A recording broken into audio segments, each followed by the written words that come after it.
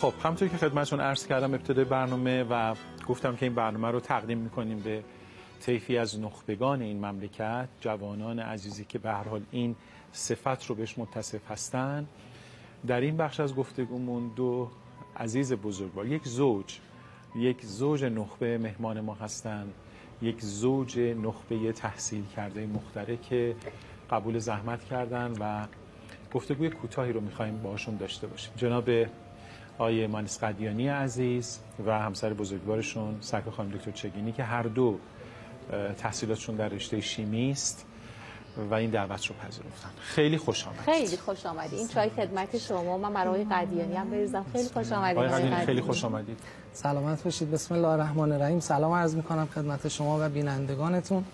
در ابتدای برنامه گرامی می‌دارم یاد و خاطره نخبگان بی ادعا، دانشمندان شهید از دوران دفاع مقدس 8 ساله تا جنگ تحمیلی 12 روز. متشکرم. خانم دکتر اون چای رو می‌خواید بدید بعد من به شما خوش آمد بگم. خیلی خوش آمدید خانم دکتر. سلامت باشین. به نام رحمتگر رهنما، منشأ دانایی‌ها. سلام عرض می‌کنم خدمت شما و همه بینندگان محترم برنامه وزین به خانه برمیگردید. من الان نمیپرسم چه جوری مزدوج شدین، اینا رو بعدا خانم پور ابراهیم میپرسن. من میخوام برای اینکه شما راحت بتونید هر چی دلتون میخواهد بگویید بگم که در رزومه شما دیدم 8 ثبت اختراع کشوری و 4 ثبت اختراع بین المللی در کشور آمریکا. دیگه حالا هر جوری میخواین توضیح بدین از کجا به کجا رسیدین. سلام. بفرمایید.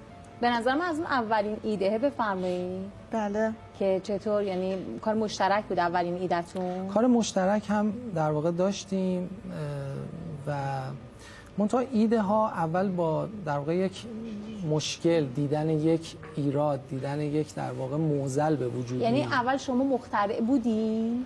بله. بعد ثبت مشترک هم داشتیم؟ بله، دو تایمون پژوهشگر بودیم. در یک در واقع همکاری مشترک تونستیم که در واقع بیشتر با هم دیگه آشنا بشیم. خب اولین کار مشترکتون چی بود؟ اختراعی بود در حوزه در واقع جداسازی مواد دارویی و اون رو با هم همکاری کردیم برای حضور در یک جشنواره‌ای. در واقع اون اختراع کمک میکنه که ما بتونیم مواد دارویی رو خالص سازی بکنیم. شما یکم بیشتر توضیح بدید. بله چشم.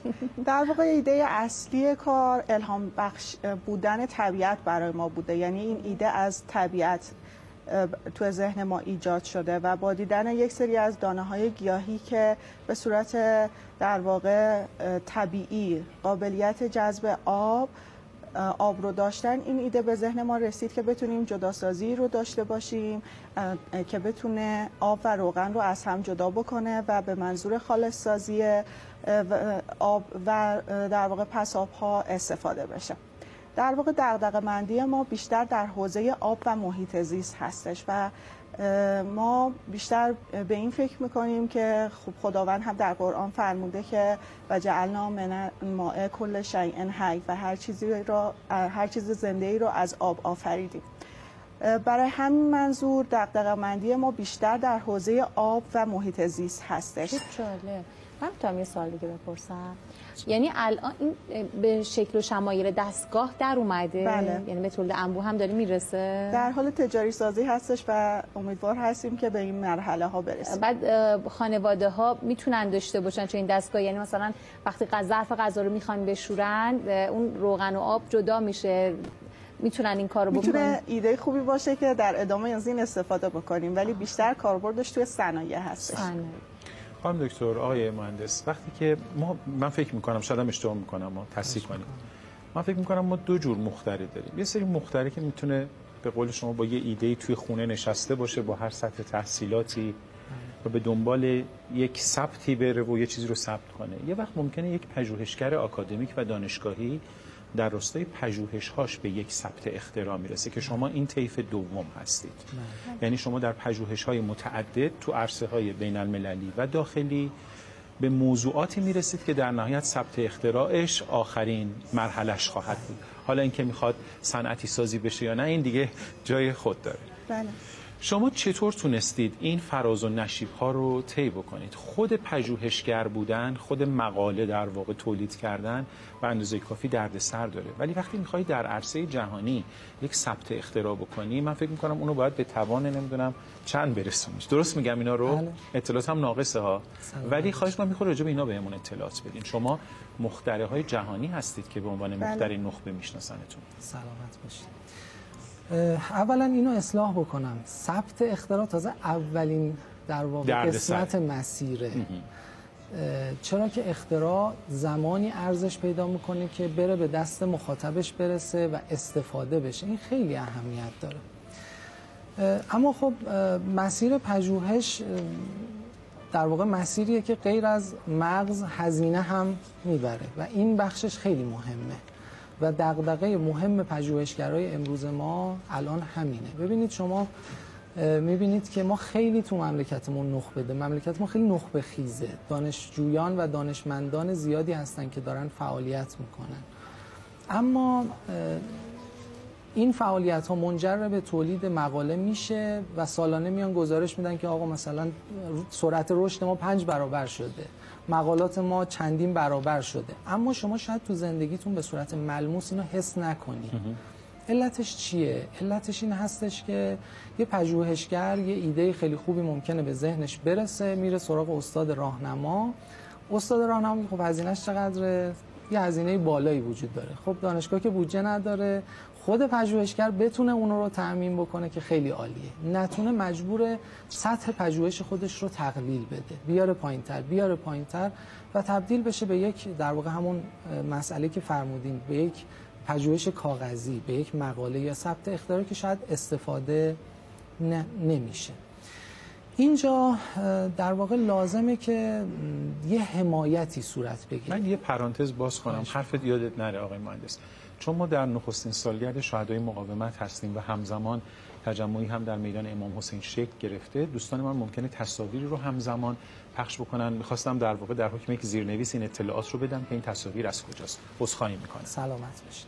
این حمایت صرفاً از جانب دولت نباید انجام بشه. تک تک آدم‌هایی که در واقع متوجه حضور یک نخبه در اطرافشون میشن، حضور یک پژوهشگر رو در فامیل خودشون، در اطراف خودشون حس میکنن، این تکلیف رو دارن که کمک بکنن، اون رو دلگرمش بکنن که مسیر خودش رو ادامه بده. یه فکت، یک گزاره واقعی اگه بخوام بهتون بدم، خب ما تو برنامه‌های متعددی تا حالا شرکت کردیم، اما تا به حال نشده که ببینیم یه سرمایه‌داری بیاد سمت، خب شماره ما هست، سایت داریم، دفتر داریم، بیاد و بگه که آقا مشکل شما چیه؟ مگه با چقدر بودجه میشه این در واقع اختراع رو، این پژوهش رو به ثمر رسون؟ ما خودمون هم که سراغ سرمایه‌گذاران میریم، اینها در واقع حساب 2 تا 4 تایی دارن. خب اونا میخوان به سود برسن. بله، اما راه رشد علمی توی کشور اینطور نیست. آقای دکتر حسابی خدا رحمتشون کنه، یه مصاحبه‌ای دارن الان تو اینترنت موجوده. ایشون میگفتن که وقتی من توی دانشگاه‌های اروپا و امریکا داشتم در واقع تحصیل می‌کردم و پژوهش می‌کردم، توی آزمایشگاه اگر یه چیزی نیاز داشتم تماس می‌گرفتم و نیازم رو میگفتم. صبح فردا اون نیاز دم در آزمایشگاه به من تحویل داده میشد. کسی نمیگفت پولش کو، کسی نمیگفت اگر پژوهشت به نتیجه نرسید چه اتفاقی میفته، ضرر و زیان منو کی جبران میکنه. اگر ما میخوایم کشورمون بره به سمت پیشرفت، اگر میخوایم تحریم ها رو پشت سر بذاریم، نیازش اینه که ما داخل رو حمایت بکنیم. پژوهشگرایی که توی کشور دارن فعالیت میکنن بتونن راه خودشون رو ادامه. اینجا باید ما برای در واقع پژوهش بریز و به پاش را بندازیم، بودجه پژوهشی رو افزایش بدیم. این حالا بخشی هستش که هم میگم مربوط به دولت، هم مربوط به مردم، مربوط به سرمایه‌گذاران، سرمایه‌داران، افرادی که خب به واسطه بالا رفتن قیمت ارز و طلا سرمایه‌شون چند برابر میشه. این لازمه که یه احساس مسئولیت بکنن، بیان پای کار و درصدی از ثروت خودشون رو برای پیشرفت کشور بذارن، برای حمایت از پژوهشگران بذارن.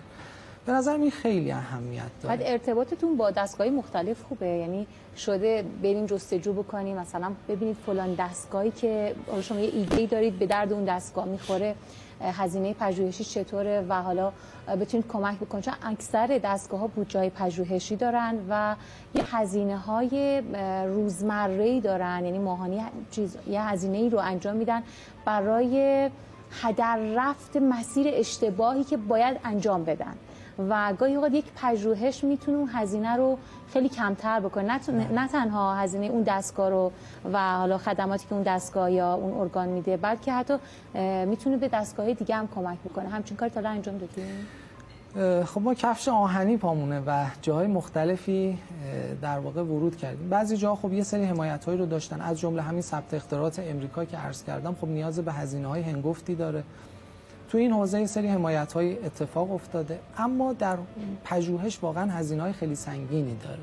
من احساس می‌کنم اون بودجه‌ای که اختصاص پیدا می‌کنه شاید خیلی پایین‌تر باشه نسبت به آن چیزی که نیاز هست. و شاید علتش هم این باشه که ما خیلی وقتا احساس میکنیم خب تکنولوژی رو بیاریم، تکنولوژی رو بخریم و بیاریم، اما واقعیت اینه علم خریدنی نیست. تولید شدنی. بله، باید داخل کشور تولید بشه. خیلی از آدما الان افرادی که حالا توی این مسائل تحریم و اینا انتقاد میکنن، میگن ببینید کشورهای حاشیه خلیج فارس و اینا سوزنشون جای گیر نکرده، نه هسته‌ای دارن نه موشکی دارن، ببینید چقدر راحت هزینه میکنن، تکنولوژی رو هم وارد میکنن. اما اینجا یه اشکال خیلی بزرگی وجود داره. مثلا همین کشور قطر به جای اینکه موشکی رو تولید بکنه، سامانه دفاعیش از امریکا میخره. موشک‌هایی که از ایران به سمت پایگاه هوایی امریکا میره توسط سامانه در واقع رهگیری میشه، اما وقتی اسرائیل به قطر حمله میکنه خیلی راحت دکمه رو میزنه، خاموش میکنه، میره میگیره میخوابه و اسرائیل میاد هر جور دوست داره شخم میزنه و برمیگرده. چرا؟ چون امیرالمومنین فرمود العلم سلطان. وقتی علم داشتی قدرت داری، وقتی تکنولوژی رو از جای دیگه آوردی زندگی دست یکی دیگه است. کلیدش هر وقت خواست خاموش میکنه و دیگه تو نمیتونی کاری بکنی. هر وقت دلش خواست یک کلیدو میزنه، کلی از پیجراتو منفجر میکنه.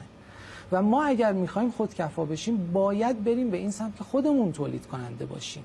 به خاطر اینکه حالا بعضی از در واقع تکنولوژی هایی هست که از خارج وارد میشه، شاید یه مقداری این سد راه ماست که در واقع محصولات جدیدتر مورد توجه قرار بگیره. یه سوال بپرسم حالا برای اینکه شما فقط متکلم وقتی بله خواهش میکنم. من نمیدونم شما در مجموعه مثلا دانش بنیانی چیزی ثبت کردید، شرکتی، مجموعه‌ای، ولی یک سوال کلی در ذهنم هست خانم دکتر، و اون اینه که الان طبیعتا شما یک مسیری رو رفتین. بله. من همیشه به پسرم میگفتم که برای رسیدن به اون هدف هزاران نفر قبل از تو انگار از تو برف رد شدن. اگه عاقل باشی پاتو میذاری جا پای اونا میری، اگه عاقل نباشی میری تا برف نیم متری میری فرو میری، میگی میخوام برسم به مقصد. طبیعتا شما به یک جایی رسیدید، ثبت اختراعی رو کردید، کسان دیگری پشت سر شما میخوان بیان مسیر رو طی بکنن. آیا شما هیچ وقت به ذهنتون رسیده که کمک بکنید اونها سریعتر بتونن این سختی ها رو پشت سر بگذارن، اون موانعی رو که شما در این راه باش مواجه بودین اونها کمتر ببینن؟ آیا تو تشکیلاتتون به این توجه کردین؟ در واقع توجه اصلی ما به یکی از بحران‌های اصلی که کشور ما دچارش هستش بحران آب هستش. در زمینه بحران آب یک چیزی که خیلی اهمیت داره بازیابی آب هستش. درسته. یکی از اختراعات ما در زمینه بازیابی آب هستش که در صنایع کاربرد داره. صنایع مختلفی مثل صنایع فولاد و سایر صنایع مثل سنگ آهن و همه صنایعی که نیازمند آب هستن، این صنایع در واقع پسابشون آب و روغنی هستش که مخلوط شده و آب بسیار زیادی مصرف میشه. ما اختراعی که داشتیم، این اختراع میتونه آب و روغن رو با استفاده از یک سنسور الکترومغناطیسی که در داخلش وجود داره فازهای مختلفش رو از هم جدا بکنه و آب رو مجدد به چرخه برگردونه. بدین ترتیب هم از جلوگیری میشه از آلوده شدن محیط زیست و همین که این آب رو ما میتونیم که صرفه‌جویی درش داشته باشیم و بارها و بارها بازیابیش بکنیم. شما اصلا تو زمین اینو بگم چون میخوان آگهی بازرگانی پخش کنن بعد صحبتتون تمام شه. تو زمینه آموزش مخترعین جوان بله. اصلا تلاشی کردید؟ ما از سال 95 یک مجموعه رو راه اندازی کردیم با نام توسعه اختراعات و نوآوری. توی این مجموعهمون آموزش‌های رایگان میدیم به پژوهشگران جوان و حتی نوجوان‌هایی که ایده دارن و میخوان ایدهشون رو به محصول تبدیل بکنن. در حد بضاعت خودمون اونها رو کمک میکنیم. اما اینجا نیاز داریم به اینکه خیرین بیان به مجموعه ما کمک بکنن که ما بتونیم مراحل بیشتری رو جلو بریم و بتونیم اونها رو در واقع بیشتر هدایت بکنیم. متشکرم. خیلی ممنون. خیلی ممنون. شما به نمایندگی از نخبگان، طیفی از نخبگان در جمع ما بودید. آرزوی توفیق براتون دارم. کارهای خوب، پربار و امیدوارم واقعا سرمایه گذارانی که باید حمایت بکنن از مخترین بیان به میدان و این رو عملیاتیش بکنن دیگه. آخرش بدین بشه دیگه. انشالله اختراعات به تولید انبوه برسه و کشور بتونه بهره ببره. خیلی ممنون. متشکرم. بریم سراغ پیام گذر.